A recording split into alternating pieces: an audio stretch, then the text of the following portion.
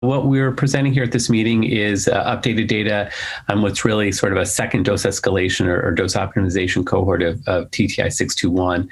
So that drug targets the CD47 pathway. It's a SIRPα alpha decoy receptor conjugated to an IgG1, so both a don't eat me and an eat me signal, with the idea that there may be efficacy as a single agent. So initially, the MTD was determined at 0.2 milligrams per kilogram, based on a relatively stringent DLT definition of thrombocytopenia. And what was seen in expansions of that cohort was that the thrombocytopenia is really transient and with first dose. It doesn't accumulate, it doesn't reoccur, and some patients had, there was some intrapatient dose escalation without worsening thrombocytopenia. So sort of a second dose expansion was done, treating patients at higher doses, now up to 2 milligrams per kilogram, looking again to establish an MTD and some broader look at efficacy. And that further expansion cohort is really just in cutaneous T-cell lymphoma.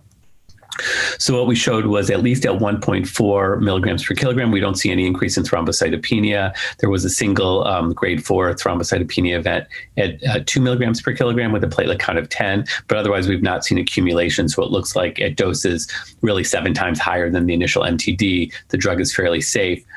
And then as we're getting some further efficacy data, what we're seeing are some responses both in peripheral T-cell lymphoma, cutaneous T-cell lymphoma, in the second dose expansion, then some in diffuse large B-cell lymphoma.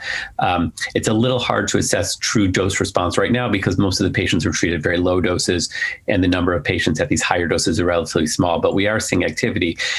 And with longer follow-up, there's a handful of patients who've really had very durable responses, both with PTCL and CTCL, going out 1 or 2 years. And in CTCL, there's even a couple patients getting on to 3 years of consistent disease control.